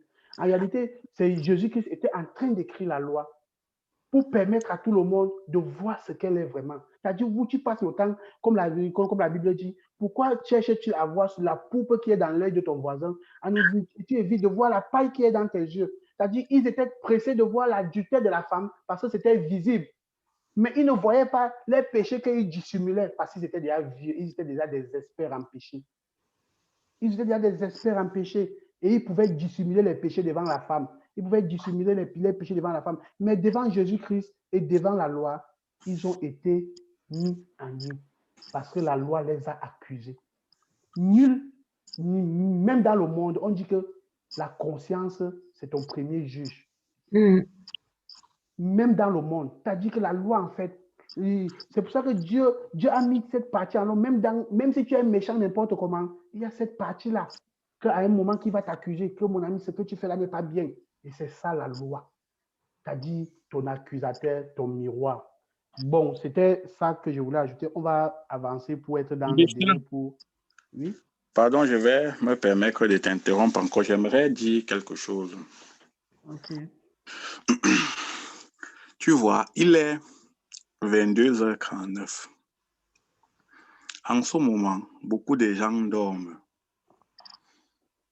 Certains ne dorment même pas. Peut-être que c'est parce que nous sommes dans des phases sanitaires compliquées, coronavirus. Certains seraient en train de faire la fête. Mais là, nous sommes connectés. Frère, si tu es connecté, ce n'est pas parce que tu n'as pas d'autre chose à faire. Peut-être que tu as même laissé certaines choses que tu devrais faire. Peut-être que tu devais même dormir. Nous aimons tous le sommeil. J'aimerais attirer notre attention sur le fait de coopérer avec Dieu. C'est-à-dire quoi? Il y a ce que Dieu fait que toi, tu ne peux pas faire. Et il y a ce que tu dois faire que Dieu peut faire, mais qu'il ne fera pas. Dans ce passage où ces gens accusent la femme, ces gens se retrouvent au bon endroit, avec la bonne personne, en train même de faire la bonne chose. Frère, ces gens n'étaient pas en train de pécher. Ils n'étaient pas en train de pécher. Ils étaient en train de dire que la loi, frère, ils n'inventaient pas. C'est ce que la loi disait. La loi disait qu'il fallait lapider de telles personnes. Donc, ils ne péchaient en rien. Ils étaient en train de juger la femme par rapport aux Écritures. Mais le Seigneur Jésus-Christ ce jour-là, était venu pour racheter les pécheurs. Le Seigneur Jésus-Christ étant le juge suprême, frère, les a prêché un évangile puissant, l'évangile de la loi, l'évangile des 10 commandements, l'évangile où Jésus dit qu'il n'est pas venu abolir, il n'était pas venu abolir la loi. Vous voyez, et Jésus-Christ les a transportés dans la révélation. La révélation de ce que chacun voit ce qu'il est. Ça, c'était la part de Dieu. Ouvrir l'esprit, ouvrir l'entendement, une démonstration spirituelle de la réalité naturelle. Pécheur.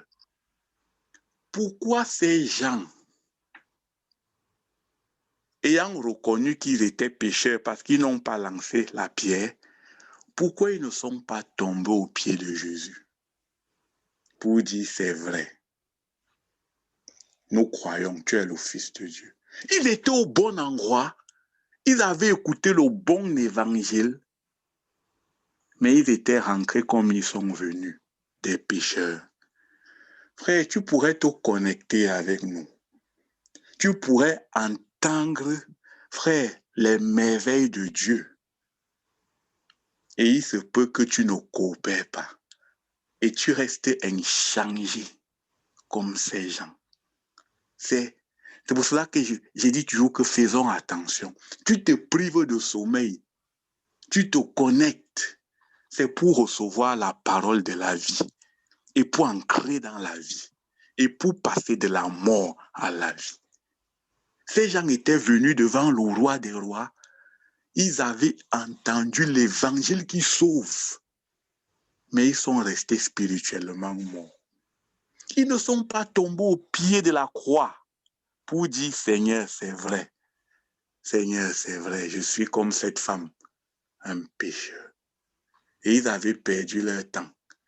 Donc, je t'invite, mon frère, ma soeur, si tu n'es pas encore inscrit dans une expérience spirituelle réelle, j'ai dit réelle, c'est le moment de te rapprocher de peut-être Augustin, de peut-être Franck, et dire, mon frère, pardon, voici où je me trouve, voici ma vie. J'ai des problèmes à ce niveau. Peut-être que j'ai confessé Christ, mais c'est comme si rien ne s'est passé. J'aimerais recevoir la vie véritable, la vie qui vient de Dieu. J'aimerais quitter la religion pour la relation. J'aimerais entrer dans une alliance avec le Fils de Dieu. Je ne voudrais pas être comme ces pharisiens qui ont reconnu qu'ils étaient pécheurs par le fait qu'ils n'ont pas jeté la première pierre et qui sont retournés à leur péché. Amen. Amen. Amen, gloire à Dieu. Oh, vraiment, je bénis Dieu parce que Hervé a répondu à mes 2 dernières questions. Amen. Amen. Amen. Je vous assure, ma 5e question, c'était pourquoi n'ont-ils pas condamné cette femme? La 6e question, c'était quel est selon vous le plus grand scandale? Le plus grand scandale, c'est que ces gens étaient au bon endroit. Ils étaient au pied d'une personne qui devait pardonner les péchés, mais ils sont rentrés avec les péchés. C'était vraiment, je bénis le frère Hervé. Et je bénis Dieu parce que ça prouve qu'on est en train de faire quelque chose de bien. On est en train de faire quelque chose que Dieu approuve. Parce que ça coule. Ça coule. Vraiment, c'est bénissant. C'est vraiment bénissant. Et je pense que, du coup, honnêtement, je n'ai plus rien à dire. J'ai plus rien à dire. Je suis béni, je suis KO, je suis capot, je suis plein. Et maintenant, je vais donner la parole. La dernière phase, c'est que chacun va essayer de dire quelque chose. Si elle veut ajouter quelque chose, en fait, si une personne va ajouter quelque chose. Et aussi, on prend des sujets de prière. Si vous avez des besoins de prière, comme j'ai dit, on est une famille et on doit être une famille, même si dans ta tête, en te connectant ici, là, tu pensais qu'on n'était pas une famille. Moi, on te dit donc qu'il faudrait qu'on soit une famille. On doit être une famille. Amen. Et en tant que famille, on doit se soutenir. Et le plan, comme j'ai dit, la plus grande preuve d'amour d'une personne, c'est la prière. Jésus-Christ aimait tellement ses disciples qu'il pouvait prier. Et il pouvait venir dire à Pierre que j'ai prié pour vous. Parce que le diable a réclamé vos âmes. Quand on se connecte ici, je vous assure, il y aura des combats. Il faudrait qu'on soit capable de prier les uns pour les autres. On soit capable de prier pour que la prochaine fois, notre sœur qui n'était pas là aujourd'hui puisse être là la prochaine fois. Parce qu'il y a des gens qui vont t'écrire à 17h, Augustin, j'ai mal au ventre, je ne peux pas être là. Oh, j'ai mal à la tête, j'ai mal à ceci. On prie pour anéantir toutes ces choses. Et c'est comme ça qu'on va se réunir, on va grandir.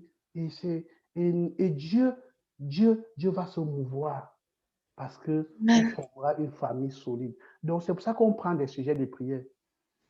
Si c'est des sujets de prière qui concernent ta vie professionnelle, ta vie académique, ta vie spirituelle, on peut prier pour toi, même dans ton foyer, même avec tes enfants, pour ceux qui sont mariés, même pour ceux qui ont des enfants. Si vous avez des problèmes, on prie.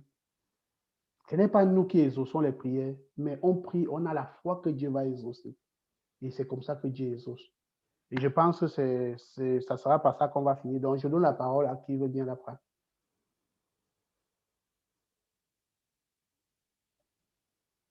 Réveillez-vous. Vous pouvez écrire des sujets de prière pour ceux qui n'ont pas la possibilité d'accéder au micro. Je pense que Laura a ce problème. Elle doit être occupée. Laura, si tu as quelque chose à dire, tu peux écrire et je me ferai au plaisir de lire ça pour toi. Emma aussi, si tu as des sujets de prière. Thérèse s'est excusée. Elle m'a fait comprendre qu'elle travaille très tôt. Donc, elle a Mais dit... tu vois, je n'ai pas pu partir. Ah, Moi non plus, finalement, je suis restée. Je t'ai bien J'ai dit que pas tu n'allais pu. J'ai pas Mais pu. Thérèse, je t'ai dit, tu ne vas pas partir. Je n'ai pas pu. Voilà, gloire à Dieu. J'ai dit au départ que tu n'iras pas. Parce que tu m'as dit au départ que tu ne vas pas finir la réunion. J'ai dit, Dieu Je va... t'ai même écrit, je devais partir. Parce que demain, je dois me réveiller très tôt. Mais je me suis dit, ce que j'ai à faire, c'est le Seigneur qui me le permet. Alors, il me donnera toutes les ressources qu'il faut. Je ne peux pas manquer ça. Amen. Et c'est le Saint-Esprit Amen. qui Sois bénie, réveille. ma Et c'est sœur. le Que Dieu te Saint-Esprit qui bénisse. réveille. Amen. Et c'est pour ça que j'ai dit à une fille qui a l'habitude de venir ici, elle m'a écrit, elle me dit que j'ai mal au ventre. Je lui ai dit que tu sors d'un, que tu sors du travail. Et tu as travaillé, tu avais mal au ventre. Elle dit oui. Je dis que ça veut dire que tu peux faire la prière en ayant mal au ventre. Si tu as pu, non, en fait, si tu as pu être au bureau, de 8h à 17h en ayant mal au ventre, ça veut dire que tu peux prier pour Dieu, tu peux faire quelque chose de Dieu 2 heures de temps en ayant mal au ventre. Et je lui ai dit qu'il ne faut pas être paresseuse. Je lui ai dit qu'il ne faut pas être paresseuse. Et il ne faut pas laisser le diable te tromper. Que j'ai mal au ventre, j'ai mal à la tête. Et pourtant, tu sors du travail avec ce même ventre-là. Donc vraiment, essayons.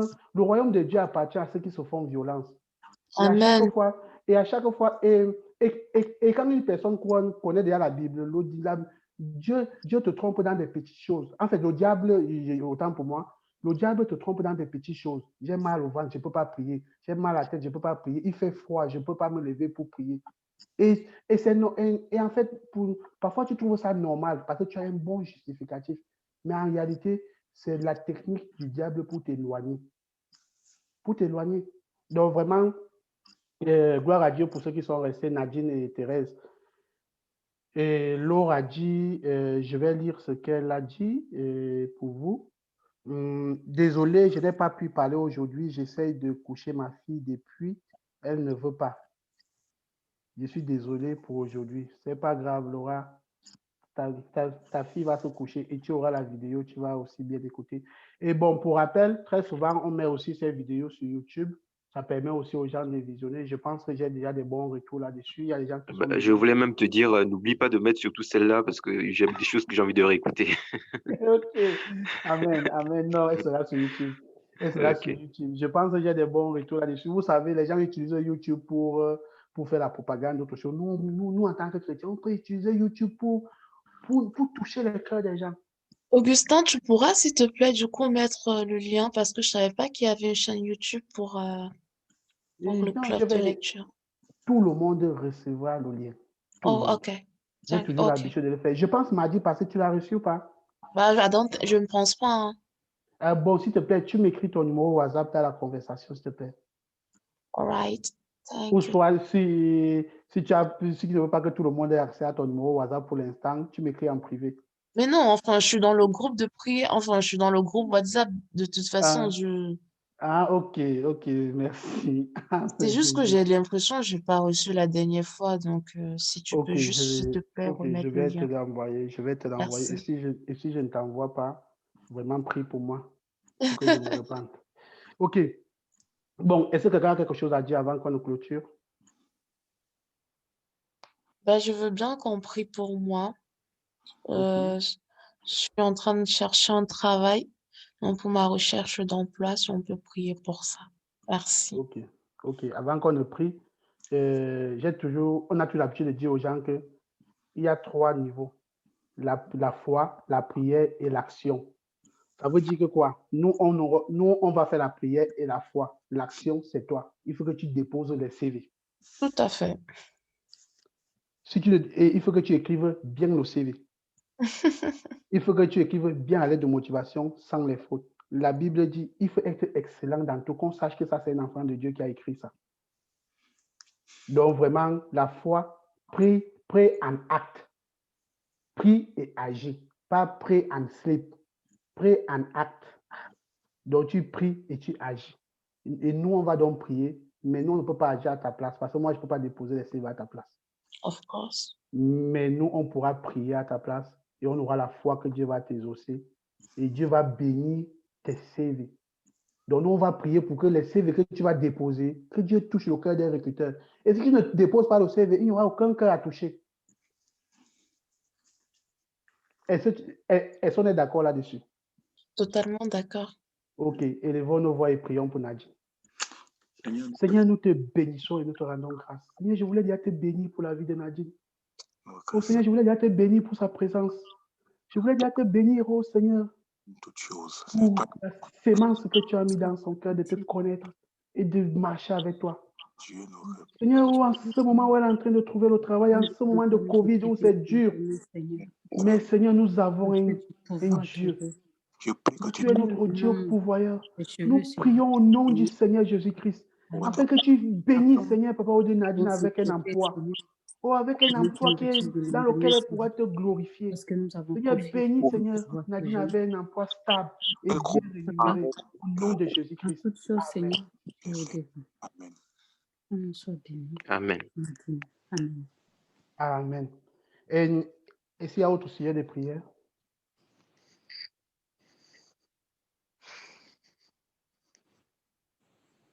Emma, tu as un sujet de prière? Il y a l'autre qui n'a pas parlé aujourd'hui. Hein. Je ne sais pas s'il nous écoute. Rivel. Ouais, j'écoute, oui, je suis là. C'était tellement magnifique. Donc, il n'y avait pas grand-chose à dire, quoi. Dis-nous alors bonsoir maintenant. Bonsoir à tous. Okay. Désolé pour mon silence. J'étais tellement à fond de ce que j'écoutais. Il n'y a pas de souci. Non, c'est bien d'écouter. C'est très bien d'écouter. La foi vient de ce qu'on entend. Et la parole dit, soyez prompts à écouter, lents à parler. Donc c'est gloire à Dieu. Oui, c'est le pire. À chaque fois, quand je voulais intervenir, quand je tentais de prendre note, et ce que j'écrivais, c'est effectivement ce que le grand frère tout à l'heure expliqué même, quoi. Donc, je me suis dit, ok, bon, qu'est-ce que je vais écrire encore? Qu'est-ce que je vais dire? Parce qu'il a carrément expliqué tout ce que je voulais dire. Et gloire à Dieu, alors. Il a dévancé tout le monde. Ah, franchement, ce soir, franchement, ça fait plaisir de s'asseoir, d'écouter aussi les autres, quoi. Ça fait du bien, quoi. Amen. Amen. Ok. Est-ce qu'il y a aussi autre chose à dire? Bon, pour la semaine prochaine, est-ce que qui pourra nous faire le résumé? Franck, c'est possible? Parce que toi, tu n'as pas encore fait. Il y a Laura qui n'a pas encore fait. Il y a Nadine qui l'a fait. Je laisse ce privilège à la sœur Laure, si elle est d'accord. Je ferai la prochaine fois. Moi, j'évite d'interroger les mères d'enfants parce que peut avoir l'enfant qui dérange, l'enfant qui chauffe et tout. Bon. De toute façon, elle a dit pardon, Franck. Elle demande pardon, Franck. D'accord, je En fait, ferai, il n'y a pas de problème, je ferai le résumé. bon, en fait, le problème, c'est qu'elle ne t'avait pas suivi. En fait, là, Franck voulait savoir si ça sera possible pour toi de nous faire le résumé la semaine prochaine. Elle a même déjà dit merci beaucoup, Franck. Ça veut dire qu'elle est déjà d'accord que tu fasses la semaine prochaine. Gloire à Dieu. OK. Donc, moi, je vais prendre des notes, Franck, pour le résumé, semaine prochaine. Vraiment, si vous avez des questions après, moi, je suis disponible. Vraiment, n'hésitez pas. N'hésitez pas. Et si vous avez des sujets de prière, si vous lisez et il faut lire la Bible. Et si vous avez des choses que vous lisez que peut-être vous ne comprenez pas ou vous aimeriez partager avec une personne, on peut s'appeler un soir même sur WhatsApp et on en discute. C'est vraiment important de garder cette fraternité-là et de garder cette chaleur-là. Bon, pour la semaine prochaine, s'il vous plaît, on va lire de Jean 8, verset 12 à Jean 9, verset 12. Est-ce que vous avez noté, s'il vous plaît?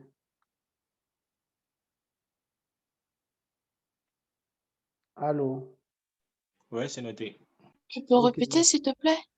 Jean 8, verset 12 à Jean 9, verset 12. Ok, merci. Ok, merci. Bon, s'il n'y a plus rien à dire, on va faire comme on fait souvent. Tout le monde ouvre son micro. Si tu as été béni, tu peux ouvrir ta caméra si tu veux. Hein. Si tu as été béni, on crie à 1, 2, 3 et nous tous on crie Amen. Est-ce que c'est bon? Ça marche. Ok. Est-ce qu'on peut commencer? 1, 2, 3. Amen. Amen. Gloire à Dieu. Amen. Amen, amen. Applaudissons pour notre Dieu. Amen. Amen. Amen, amen. Vraiment, que Dieu bénisse tout le monde. Et Franck, vraiment, recommande, j'avais déjà oublié. Et Nadine, s'il te plaît, recommande-nous et tu recommandes la prochaine séance. Franck ou Nadine? Nadine, c'est Franck qui a D'accord. prié pour l'ouverture et toi, tu pries pour la clôture. D'accord, ça marche. Merci. En présence du Seigneur. Merci, Père éternel, pour ce moment de partage, ce moment tellement édifiant, Seigneur, pendant lequel, Père, nous pouvons le dire que nous ne sentons pas les mêmes. Parce que, Seigneur, pendant ce moment, nous avons changé. Nous avons pris certaines résolutions pendant ce moment, Seigneur. Et merci, Papa, parce que vraiment, nous avons senti ton esprit là au milieu de nous. Merci, Éternel, parce que voilà, ton esprit, il nous a touchés, Seigneur, chacun de nous, pour que nous puissions comprendre ta parole. Père éternel, donne-nous vraiment de la mettre en pratique, cette parole. Donne-nous de marcher avec toi, Seigneur. Donne-nous de vraiment faire de toi le centre de nos vies. Que tu sois la priorité, Seigneur, de nos vies. Père éternel, que ta parole soit gravée dans nos cœurs, Père. Merci, Seigneur, pour ces moments que tu mets à part. Que malgré la fatigue, Seigneur, malgré les petits mots qu'on puisse avoir, Seigneur, tu nous permets quand même de venir devant ta face. Tu nous permets quand même, Seigneur, de pouvoir passer ces temps agréables. Éternel, mon Dieu, maintenant que nous allons nous séparer, Père éternel, je te prie d'être avec chacun. Je te prie, Seigneur, Père, que cette nuit, que nous puissions nous reposer, que nous puissions, Père, que tu puisses, Seigneur, renouveler nos cellules, que tu renouvelles notre souffle de vie demain matin. Merci Seigneur pour ce moment de bénédiction, pour ce moment de partage. Et nous te rendons toute la gloire, Seigneur, parce que pendant ces 2 heures de temps, seul ton nom a été glorifié, seul ton nom a été élevé, Seigneur, parce que toi seul es digne, digne de recevoir, Seigneur, nos louanges, digne de recevoir, Seigneur, toute la gloire. Merci, Seigneur, pour qui tu es. Merci pour ta fidélité, pour ton amour inconditionnel, Seigneur. Oh, merci, Papa. Merci vraiment, Seigneur. Les mots même nous manquent, Seigneur, pour te dire oh combien nous sommes reconnaissants. Amen. Oh combien nous sommes reconnaissants, Seigneur, de t'avoir dans nos vies. Amen. Quelle grâce nous avons reçue, Seigneur, de t'avoir. Oh Seigneur, merci. Merci, Seigneur, pour ta grâce, pour cette alliance, Seigneur, que tu fais avec nous, jour Amen. après jour. Amen. Amen. Merci, mon Dieu, mon roi, et je te remets chacun de nous ici. Dans tout ce que nous entreprenons, Seigneur, je te prie, ô Père, que ta main soit sur nos projets, que ta main Amen. soit sur nos vies, Amen. Au sur nom nos de Jésus. familles, Seigneur. Au Je nom de prie, Jésus. Père éternel, Au que nom ta de main Jésus. soit sur nous. Amen. Seigneur, Amen. nous Au avons nom de tellement Jésus. besoin de toi, Seigneur. Au nom Nous de crions Jésus. à toi, Seigneur, parce que nous voulons, Père, te connaître. Nous Oh voulons Seigneur, connaître nous tes te connaissons. secrets. Amen. Nous Oh voulons Seigneur, bâtir cette relation intime avec toi, Seigneur. aide-nous à te connaître. Oh Seigneur, nous voulons tellement te connaître. Pas Oh juste Seigneur. lire ta parole comme ça et fermer nos Bibles, non. Oh Nous Seigneur. voulons comprendre, Seigneur, les paraboles, Jésus. Nous savons Amen. que presque tout le Nouveau Testament est écrit en paraboles, Seigneur. Oui, Père éternel, nous voulons comprendre ces paroles. Nous voulons les appliquer, Seigneur. Et nous voulons Amen. pouvoir à 100% le Oh, dire comme l'apôtre Paul l'a fait. Si nous vivons, ce n'est pas nous qui vivons, mais c'est toi qui vis en nous. Et nous Amen. croyons en cette parole, Seigneur. Amen. Nous Oh, croyons, Seigneur. Seigneur, que nous avons ton esprit en nous. Et nous croyons, Seigneur, que tu vis en nous. Merci encore, Seigneur, pour ce moment. Merci d'avoir été présent. Merci de continuer à être présent dans nos vies, Seigneur. C'est dans le nom précieux et victorieux de ton Fils Jésus-Christ, mort à la croix pour nos péchés, que nous t'avons prié. Amen. Amen. Amen. Amen. Oh, sois bénie, Amen. ma soeur. Sois Amen. bénie. Amen. Amen. Bonne nuit à tout le monde. Bonne Bonne nuit, nuit. bonne nuit, bonne nuit, bonne nuit. Bonne nuit, bonne nuit. Bonne Au nuit à tous. Que revoir. Dieu vous Merci. garde. Au Merci. revoir. Bonne Au nuit. Soyez revoir. bénis, soyez bénis. Au Amen. revoir. Soyez bénis. Amen. Amen.